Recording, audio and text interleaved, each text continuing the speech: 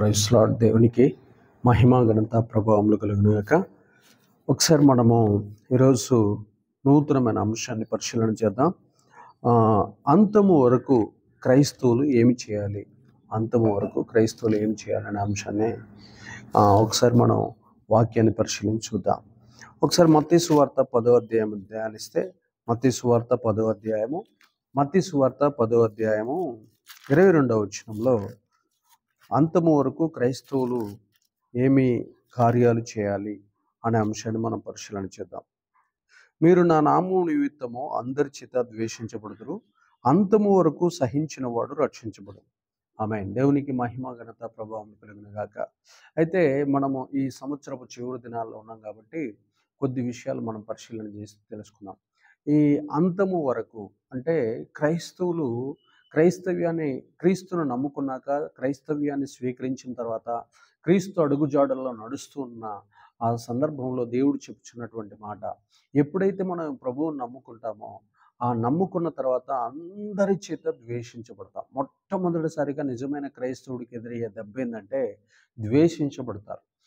ఎంతగా ద్వేషించబడుతున్నావో అంత గొప్ప క్రైస్తవుడు అని నువ్వు అర్థం చేసుకోవాలి. కాబట్టి ఈ లోకం మనల్ని ద్వేషిస్తుంది. ఈ లోకము సాతాను చేతిలో ఉన్నది, దుష్టుని యందు ఉన్నది అని యోహానుకి రాసిన పత్రికలో యోహాను గారు రాశారు. మొదటి యోహాను రాసిన పత్రికలో ఆ మాట రాయబడి ఉన్నది. కాబట్టి ప్రియ దేవుని బిడ్డలారా, మనం తెలుసుకోవాల్సిన అంశం ఏంటంటే అంతము వరకు మనము చనిపోయేంత వరకు, యేసు ప్రభు వారిని చేరేంత వరకు, ప్రభు రాకడ వచ్చేంత వరకు కూడా ఈ లోకంలో మనల్ని ద్వేషము వెంటాడుతూ ఉంటుంది. మన ఇంటిలో ఉన్న మన ఇంటి వారు కూడా మనల్ని ద్వేషిస్తారు, మన ఊరి వారు మనల్ని ద్వేషిస్తారు, మన యొక్క దాయాదులు, మన బంధువులు, మన చుట్టాలు, ఈ లోకస్తులు, లోకంలో ఉన్న అన్యులు, అలాగనే క్రైస్తవులు కూడా కొన్నిసార్లు మనల్ని అపార్థం చేసుకుంటారు, మనల్ని గాయపరుస్తూ ఉంటారు, వేధిస్తూ ఉంటారు. అయితే ఇది ఎప్పుడు దాకా జరుగుతుంది అంటే అంతము వరకు జరుగుతుంది. ఎప్పుడు దాకా జరుగుతుందంట? అంతము వరకు జరుగుతుంది. మళ్ళీ చదువుతాం చూడండి, అక్కడ రాయబడిన, మీరు నా నామము నిమిత్తము అందరి చేత ద్వేషించబడుదురు. యేసు ప్రభు వారు నామమును మనం ధరించుకున్నాం కాబట్టి, యేసు ప్రభు వారి నామాన్ని మనం ఉచ్చరించాం కాబట్టి మనం అందరి చేత ద్వేషించబడతాం. అంతము వరకు సహించిన వాడు రక్షించబడు. అంతము వరకు మనం ఏం చేయాలంటే సహించాలి. మన మీదకి నిందలు వేస్తూ ఉంటారు, అనేక రకాలైన రాళ్ళు వేస్తూ ఉంటారు, అనేక రకాలైనటువంటి అవమానాలు మనకు కలిగించాలని చూస్తూ ఉంటారు, మనల్ని అణిచివేతకు చేయాలని, మనల్ని కొట్టాలని, మనల్ని చంపాలని, మనల్ని అనేక రకాలుగా వేధించాలని, మన మీద కుట్రలు, కుతంత్రాలు, పన్నాగాలు పన్నుతూ ఉంటారు, మన మీద పగ తీర్చుకోవాలని ట్రై చేస్తూ ఉంటారు. అయితే ఇక్కడ మనం ఏం చేయాలంటే అంతము వరకు మనం సహిస్తే, ఎవరైతే ఆ యొక్క వేదనను, ఆ హింసను సహిస్తారో వారు రక్షించబడతారని వాక్యం ఎంతో స్పష్టంగా తెలియజేయబడుతుంది.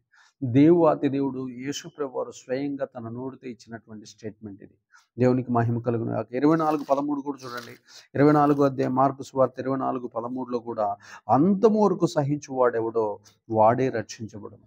అంతము వరకు సహించువాడెవడో వాడే రక్షించబడతాడు. మనము ఈ సంవత్సరాంతపు చివరి దినాల్లో ఉన్నాం. అంతము వరకు అంటే మనము ప్రభువుని నమ్ముకున్న తర్వాత, ఆయన ఆజ్ఞలు పాటిస్తున్న విషయాల్లో మన బంధువులు మనల్ని ఎగతాళి చేస్తూ ఉంటారు. యేసు ప్రభు వారి దగ్గరికి వెళ్తున్నాడు, తెల్ల చొక్కాలు వేసుకుంటున్నాడు, బైబిల్ పట్టుకుంటున్నాడు, పరిశుద్ధుడయ్యాడు, పెద్ద మేధావి అయ్యాడు, అయ్యో అబ్బో ఇప్పుడు ఎన్ని మానేశాడు అని మనల్ని ఎన్నో సూటుపోటు మాటలతో, ఆటుపోట్లతోటి ఎదిరిస్తూ, మనకి కావాల్సినటువంటి ఏదైనా అడగటానికి పోతే ఆ డబ్బుని బంధించి ఇవ్వకుండా మనల్ని నొక్కేయటం, తొక్కేయటం, నువ్వు క్రీస్తుని నమ్ముకున్నావు కాబట్టి నీ పెళ్లి చేయం, నీవు క్రీస్తు నమ్ముకున్నావు కాబట్టి నీకు ఉద్యోగం ఇవ్వం, నువ్వు క్రీస్తుని నమ్ముకున్నావు కాబట్టి నీకు ఆస్తిలో భాగం ఇవ్వం, నువ్వు యేసు ప్రభు వారి దగ్గరికి, కులం తక్కువ దేవుడి దగ్గరికి పోయినావు కాబట్టి, నువ్వు దేనికి పనికిరాని వ్యక్తివి కాబట్టి, నువ్వు మా మనుషుల దృష్టిలో అసలు మంచోడివే కాదు కాబట్టి నీకు మేము ఏ దాంట్లో చేర్చుకోము, మా పాలి ఆస్తుల్లో మీకు భాగాలు ఇవ్వమని మనల్ని అంటూ ఉంటారు, వేధిస్తూ ఉంటారు. అయినా కానీ సత్యము మనల్ని స్వతంత్రం చేస్తుంది. మనం ఏం సంపాదించుకున్నాం? ఈ భూలోకములో ఉన్న ఆస్తుల కన్నా పరలోక ఆస్తి అయిన యేసు ప్రభు వారిని మనం సంపాదించుకున్నాం. ఇప్పుడు నిన్ను ద్వేషించేవారు, విమర్శించేవారు, ఎగతాళి చేసే వాళ్ళంతా భూలోకంలో 2 కార్యాలు చేయబోతున్నారు. ఒకటి, దేవుడు వాళ్ళందరి తలల మీద నిన్ను అధికారిగా పెట్టబోతున్నాడు. రెండోది, పరలోకాన్ని నీకు ఇచ్చి వాళ్ళందరికీ నరకాన్ని ఇవ్వబోతున్నాడు. కాబట్టి నేను ఒకటి, భూలోకంలో వాళ్ళకి క్షమ ఉంటేనేమో వాళ్ళొచ్చి నీ కాళ్ళ మీద సాగిలపడతారు. రెండోది భూలోకంలో క్షమాపణ అనేది వాళ్ళకి లేకపోతే ఖచ్చితంగా వాళ్ళు చేసిన హింసకు పర్యవసానం నరకమే. కాబట్టి ఇక్కడ మనం గుర్తుపెట్టుకోవాల్సింది ఏందంటే, మనం తెలుసుకోవాల్సింది ఏందంటే, ఇక్కడ అంతం వరకు మనం సహించాలి. మనల్ని గాయపరుస్తూనే ఉంటారు. నిద్రపోతున్నా గానీ దెయ్యాలొచ్చి మన మీద దాడి చేస్తా ఉంటాయి. మనల్ని ప్రశాంతంగా పడుకోనియ్యవు. కానీ ఎందుకు? అది ద్వేషిస్తుంది మనల్ని. అయితే నువ్వు నా రాజ్యంలో యేసుప్రభువారిని ఆరాధిస్తావా? నా రాజ్యంలో యేసుప్రభువారి రక్తంతో అంటుకుంటావా? నా రాజ్యంలో యేసుప్రభువారిని ఘనపరుస్తావా అని చెప్పి సాతాను తంత్రాలు, దెయ్యాల యొక్క కొన్ని కోట్ల పడిపోయిన ఈ కొన్ని కోట్ల దురాత్మలు మన మీద పగ తీర్చుకోవడానికి ప్రయత్నం చేస్తూ ఉంటాయి.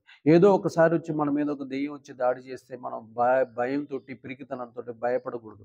ఎందుకంటే మనం నిత్యత్వానికి, పరలోకానికి సంబంధించినటువంటి వ్యక్తులం. వాటికి భయం పుడుతుంది. అయ్యో మమ్మల్ని దాటి పరలోకం వెళ్తుందని భయంతోటి అవి నీ మీదకి వచ్చి నేను భయపెట్టడానికి ప్రయత్నం చేస్తాను. కానీ మనం భయపడాల్సిన అవసరం లేదు. తర్వాత చూద్దాం. ప్రియ దేవుని బిడ్డలారా, యోహాను సువార్త 13వ అధ్యాయం 1వ వచనాన్ని ఒకసారి చూస్తే అక్కడ రాయబడినటువంటి మాటల్లో కూడా ఒక మర్మము దాగబడి ఉంది. చూద్దాం. తాను ఈ లోకములో నుండి తండ్రి వద్దకు వెళ్ళవలసిన గడియ వచ్చినని యేసు పస్కా పండుగకు ముందే ఎరిగిన వాడై లోకములోనున్న తన వారిని ప్రేమించి వారిని అంతము వరకు ప్రేమించను. అంతము వరకు అంటే సంపూర్ణంగా వారిని ప్రేమించను. దేవునికి మహిమ, ఘనత, ప్రభావములు కలుగును గాక.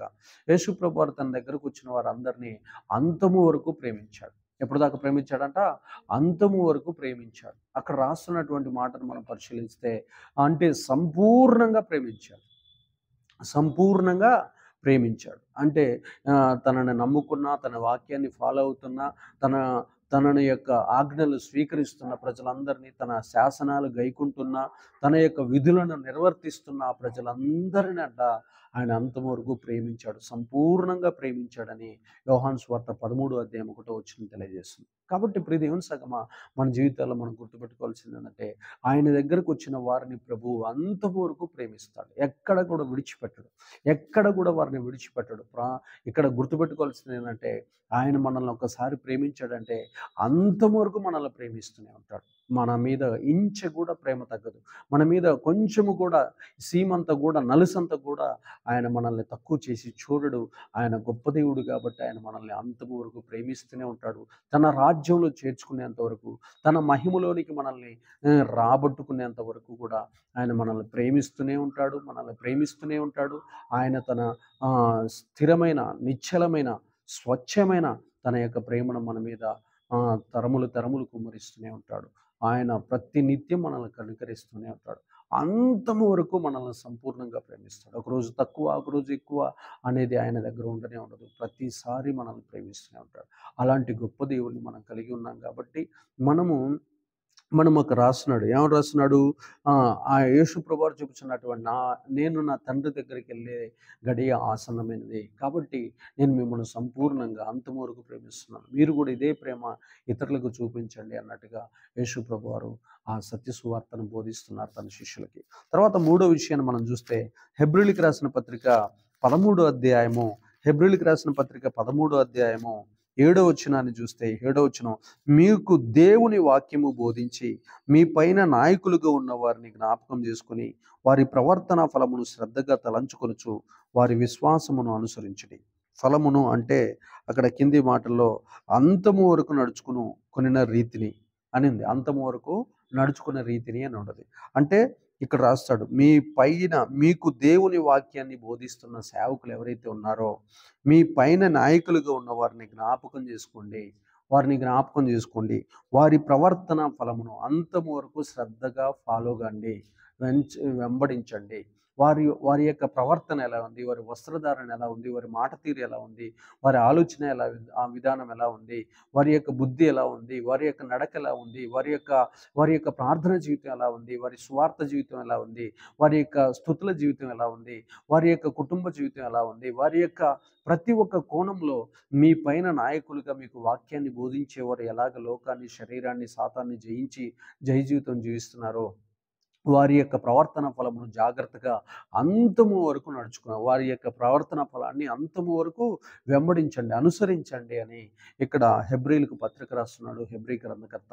దేవునికి మహిమ ఘనత ప్రభావం కలుగును గాక.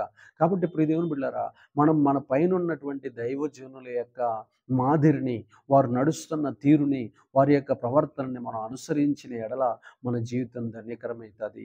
మనం ఎవరినో చూడాల్సిన అవసరం లేదు. మన పైనున్న నాయకులని వారిని అనుసరిస్తే చాలు, మనం ప్రభువును అనుసరించినట్లే. అక్కడ 2 మాటలు రాయబడి ఉంది బైబిల్‌లో. క్రీస్తు యేసును అనుసరించండి అని పౌలు గారు రాశారు. పౌలు గారు మళ్ళీ రాస్తున్నాడు, మీరు నన్నును అనుసరించండి అని రాశాడు. అంటే పౌలును క్రీస్తును అనుసరించండి. ఇప్పుడు క్రొత్తగా చెప్తున్నటువంటి మాట, మీ పైన నాయకులకు ఎవరైతే ఉన్నారో వారిని మీరు అనుసరించండి అంతము వరకు. అప్పుడు మీ జన్మ ధన్యమైపోతుంది. మీరు ఎవరికెళ్ళో చూడాల్సిన పని లేదు. మీ దైవ సేవకుల వైపు చూస్తే చాలు. వారి యొక్క వస్త్రధారణకెళ్ళి, వారి యొక్క నడవడికకెళ్ళి, వారి యొక్క ప్రార్థన జీవితంకెళ్ళి, వారి యొక్క శ్రమ జీవితంకెళ్ళి మీరు చూస్తే మీ జన్మ ధన్యమైపోతుంది అని ఇక్కడ ఎంతో స్పష్టంగా హెబ్రీ గ్రంథకర్త మనకు తెలియజేస్తున్నాడు. తర్వాత దేవునికి మహిమ కలుగును గాక. ప్రకటన గ్రంథం 2వ అధ్యాయం ఒకసారి చూస్తే, ప్రకటన గ్రంథం 2వ అధ్యాయం 26వ వచనంలో మరొక మాట రాయబడి ఉన్నది. ప్రకటన గ్రంథం 2వ అధ్యాయము 26వ వచనం, 2:26లో, నేను నా తండ్రి వలన అధికారం పొందినట్లు జయించుచు అంతము వరకు నా క్రియలను జాగ్రత్తగా చేయువానికి జనుల మీద అధికారం ఇచ్చెదను. అతడు ఇనుపదండముతో వారిని ఏలును, వారు కుమ్మరి వాని పాత్రల వలె పగలగొట్టబడుదురు. దేవునికి మహిమ ఘనత ప్రభావం. చూడండి, ఇక్కడ యేసు ప్రభువారు చెప్పుచున్నటువంటి మాట మనం చాలా జాగ్రత్తగా వినాలి.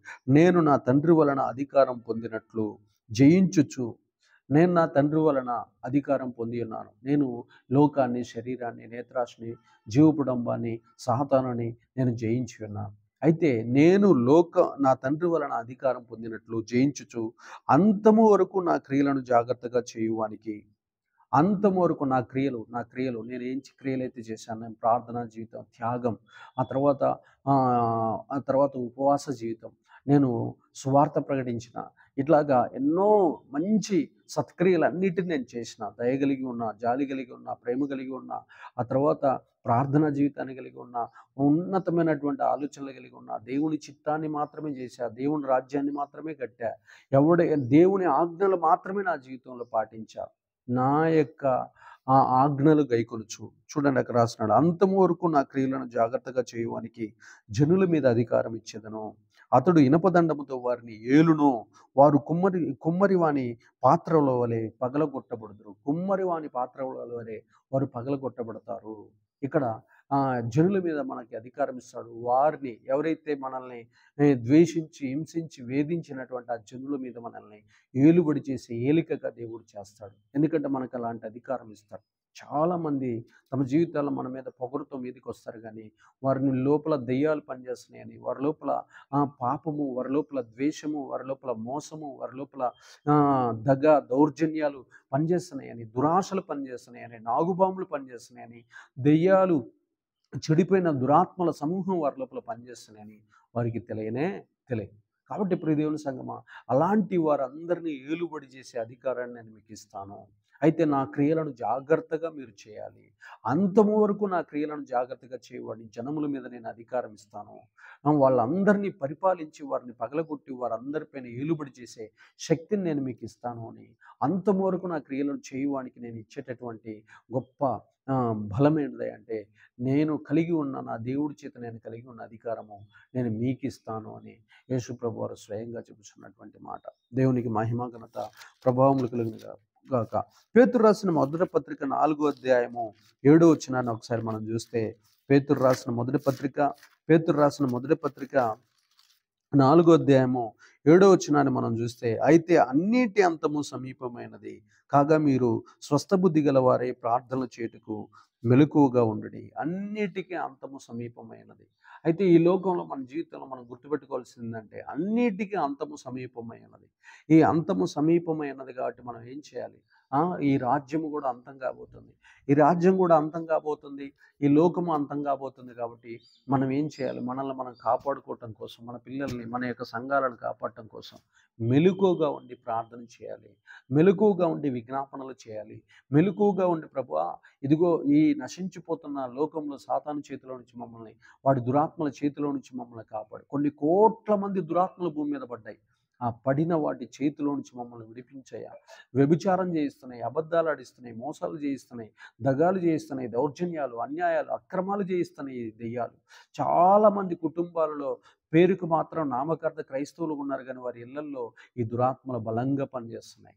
నామకార్థ క్రైస్తవులు ఎంతో బలంగా సాతాను చేతిలో వాడబడుతూ ఉన్నారు.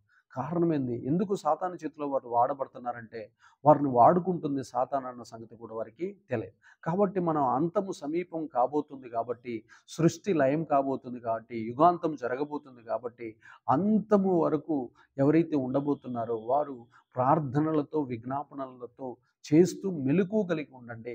అప్పుడు నేను మీ ప్రాణాత్మ దేహాలను కాపాడుతాను. మీరు ప్రార్థన చేసిన వారందరిని కూడా రక్షిస్తానని ఇక్కడ తెలియజేస్తున్నటువంటి పేతురు గారు రాస్తున్నటువంటి మర్మం. అంటే మనం ఏం చేయాలంట? ప్రతి క్రైస్తవుడు ఏం చేయాలంట? అంతము సమీపించే కొద్దీ ప్రార్థనలు, విజ్ఞాపనలు, ఉపవాసాలు ఇలాగా త్యాగభరితమైనటువంటి ఆత్మకార్యాలు చేయాలని పేతురు గారు మనల్ని హెచ్చరిస్తున్నట్లు మనం చూస్తున్నాం. కొరింథీయులకు రాసిన మొదటి పత్రిక 1వ అధ్యాయం కూడా మనం చూస్తే, కొరింథీయులకు రాసిన మొదటి పత్రిక 1వ అధ్యాయం 8వ వచనం కూడా చూస్తే, 1వ అధ్యాయం 8వ వచనంలో ఏమని రాయబడిందో చూద్దాం. ప్రియమైన బిడ్డలారా, మన ప్రభువైన యేసుక్రీస్తు దినమందు మీరు నిందారహితులై నిరపరాధులై ఉండునట్లు అంతము వరకు ఆయన మిమ్మల్ని స్థిరపరచును. ఆమేన్. దేవునికి మహిమ ఘనత ప్రభావములు కలుగును గాక. యేసు ప్రభు వారి రాకడ వచ్చేలకల్లా మనం నిరపరాధులమై ఉండాలి. అంతము వరకు మనం ఎలాగ నిర్దోషులుగా, నిరపరాధులుగా, ఎలాంటి పాపం ఎవరికి కీడు చేయని వారిగా, ఎవరిని ద్వేషించిన వారిగా, ఎవరిని విమర్శించిన వారిగా, ఎవరికి నష్టము చేయని వారిగా మనం ఉండాలి. యేసు ప్రభువారు రాకడ చూడండి, మన ప్రభువైన యేసు క్రీస్తు దినమందు అంటే రాకడ దినమందు మీరు నిరపరాధులై ఉండునట్లు అంతము వరకు ఆయన మిమ్మల్ని స్థిరపరచును. ఆయన మనల్ని స్థిరపరుస్తాడు. అయితే మనము ఆయన ఆజ్ఞల్లో నడుస్తూ ఉంటుంటే, ఆయన మార్గంలో మనం ముందుకు వెళ్తూ ఉంటుంటే దేవుడు మనల్ని స్థిరపరుస్తాడు. ఆయన రాకడికి మనల్ని సమాయత్తపరుచుకుంటాడు. ఇదిగో నువ్వు రాకడికి సిద్ధపడు అని మనల్ని దర్శనాల ద్వారా, కళల ద్వారా, ఆయన యొక్క ఆత్మనేత్రాల ద్వారా అనేకమైన సంగతులు మనకు తెలియజేస్తాడు. కాబట్టి ఆయన మనల్ని స్థిరపరచుకుంది. ఇతడు నా రాజ్యవాసి, ఇతడు నా రాజ్యవాసి, ఇతడు నా రాజ్యవాసి అని మనల్ని స్థిరపరుస్తాడు. ఇతడు నా బిడ్డ. మన మీదికి దుష్ట శక్తులు వచ్చినప్పుడు వాటిని తరిమి కొట్టడానికి, మాంత్రిక శక్తులు వచ్చినప్పుడు వాటిని ఎరగొట్టడానికి, అనేక పాతాళ శక్తులు మన మీదకి వచ్చినప్పుడు వాటన్నిటిని తరిమి కొట్టడానికి దేవాతి దేవుడు మనకి ఆయన అభయహస్తం మన నెత్తి మీద పెట్టి మనల్ని స్థిరపరుస్తాడు. మనల్ని పడగొట్టకుండా మనల్ని కాపాడతాడు. మనం తుట్టిల్లకుండా, మనం ఓడిపోకుండా, మన మధ్యలో రాలిపోకుండా మనల్ని అంతం వరకు సంరక్షిస్తూ ఉంటాడు మన దేవుడు. దేవునికి మహిమ కలుగును గాక. రోమిలికి రాసిన పత్రిక అంతము వరకు క్రైస్తవులు ఎలాంటి జీవితం జీవించాలో రోమిలికి రాసిన పత్రిక 6వ అధ్యాయము 22వ వచనం కూడా మనం చూస్తే అక్కడ రాయబడింది. అయినను ఇప్పుడు పాపము నుండి విమోచింపబడి దేవునికి దాసులైనందున పరిశుద్ధత కలుగుటియే మీకు ఫలము, దాని అంతము నిత్య జీవమే. మనం ఒకప్పుడు పాపంలో ఉన్నాం. ఆ పాపంలో నుంచి దేవుడు మనల్ని విడిపించి పరిశుద్ధతలోనికి తీసుకొని వచ్చాడు. అయితే ఆ పరిశుద్ధత యొక్క ఫలము, దాని యొక్క అంతం ఏందయ్యా అంటే నిత్య జీవం, పరలోకమే అని రాయబడింది. పరిశుద్ధత యొక్క ఫలము, దాని యొక్క అంతం ఏంటంట? నిత్య జీవం, పరలోకమే. కాబట్టి మనమందరం కూడా ఏం చేయాలంటే మనము పరిశుద్ధతను, మనం ఒకప్పుడు పాపంలో ఉన్నాం కానీ ఇప్పుడు పరిశుద్ధత అనే దానిని, ఆ పరిశుద్ధతలో మనం ఏం కావాలంటే ఒక చెట్టు వేసాడు, పరిశుద్ధత అనే చెట్టు వేసి ఆ చెట్టు బాప్తీసం తీసుకున్న రోజు వేస్తే ఆ చెట్టు కాయలు కాయాలి, దాన్ని ఫలం, దాంట్లో నుంచి ఫలాలు రావాలి. ఆ ఫలము అంటే ఆ పరిశుద్ధతలో నుంచి వచ్చే యొక్క ఫలం ఏదైతే ఉందో ఆ ఫలాన్ని కనుక పరిశీలించి చూస్తే ఆ పరిశుద్ధతను కాపాడుకున్నందుకు, ఆ పరిశుద్ధతలో జీవించినందుకు దేవుడు నీకు ఇచ్చేటటువంటి కానుక పేరే నిత్య జీవం, దాని పేరే పరలోకం. దేవునికి మహిమ ఘనత ప్రభావం కలిగినాక రక్షించబడిన కానించి, పాపాన్ని జయించిన కానించి, లోకాన్ని జయించిన కాంచి, శరీరాన్ని జయించిన కాంచి దేవుడు మనకు సంపూర్ణంగా ఇచ్చేటటువంటి ఆ యొక్క పరిశుద్ధతను కాపాడుకున్నందుకు, అంతవరకు కాపాడుకున్నందుకు మనకి కలిగేటటువంటి ఫలము లేకపోతే జీతము పేరే నిత్య జీవము, పరలోకం. కాబట్టి ఆ పరలోకాన్ని, ఆ పరిశుద్ధతను బట్టి మనకి ఇస్తాడు. ఆ పరిశుద్ధత ఎంత అధికంగా ఉంటే అంత గొప్ప ఫలాలు, అంత గొప్ప పరలోక సింహాసనాలు, అధికారాలు, భోగభాగ్యాలను, సుఖ సౌఖ్యాలను మన పరలోకంలో పొందుకోవచ్చు. అందుకనే రోజు మనం పరిశుద్ధతను ప్రాక్టీస్ చేస్తూ ఉండాలి. ఆ పరిశుద్ధత కోసం ప్రాణం పెడతా ఉంటుంటే దేవాతి దేవుడు మనకి నిత్య జీవాన్ని సమృద్ధిగా దయచేయను గాక. Amen, amen, amen. God bless you. Thank you very much.